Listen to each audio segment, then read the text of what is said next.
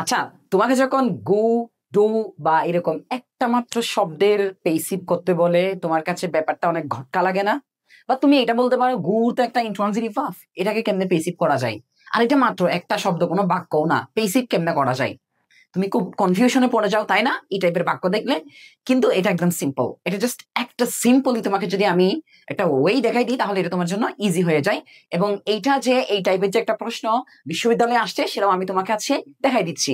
দেখো, এখানে যদি বলে এই একটা মাত্র শব্দের পেসিভ করতে বলা, মানে এটা কিন্তু তোমাকে বুঝতে হবে যদি কোনো ভার্ব বেস ফর্মে থাকে, সেটা ডু হতে পারে, সেটা গো হতে পারে, সেটা ইট হতে পারে, যে কোনো একটা, সেটা যেখানেই থাকুক না কেন, যদি বেস ফর্মে থাকে ওটা কিন্তু একটা সেন্টেন্সকে মিন করে, সেটাকে বলা হচ্ছে ইম্পারেটিভ সেন্টেন্স। এই টাইপের যখন তোমাকে এখানে সাবজেক্ট নাই, অবজেক্ট দেওয়া নাই, কিচ্ছু দেওয়া নাই, তখন তুমি এটাকে পেসিভ করার ক্ষেত্রে একটা আইডিয়াল ফর্মুলা তুমি ফলো করতে পারো। সেটা হচ্ছে তুমি চাইলে ইউ ইউ আর, হ্যাঁ, ইউ আর অর্ডার্ড, হ্যাঁ, রিকোয়েস্টেড, অথবা টল্ড, হ্যাঁ, এই একটা ফর্মুলাতে গিয়ে তুমি তারপরে কি করতে পারো, টু প্লাস যে অংশটা দেওয়া থাকে ওই অংশটা করতে পারো। যখন ধরো তোমাকে গু দেওয়া আছে তখন তুমি গু দিলা, তোমাকে যদি দেওয়া আছে ডু দিলা, হ্যাঁ, তোমাকে যদি বলা হয় ইট আছে, ইট দিয়ে দিলা, তখন এটা পেসিভ ভয়েস হয়ে যায়। অর্থাৎ তোমাকে একটা ফর্মুলা মনে রাখতে হবে, সেটা হচ্ছে you are ordered, requested, told অথবা অ্যাডভাইসড।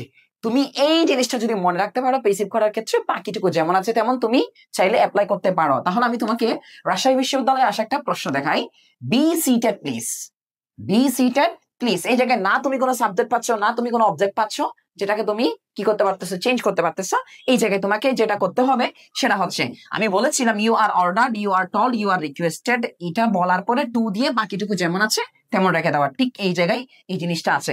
তাহলে এরকম যদি আমাদেরকে ডিফিকাল্ট পেসিভ ভয়েস করতে দেয়, আমরা একটা চাইলে আইডিয়াল ফর্মুলা মুখস্থ করে এই টাইপের জিনিসগুলো সমাধান করতে পারবো। ভালো থাকো, সুস্থ থাকো।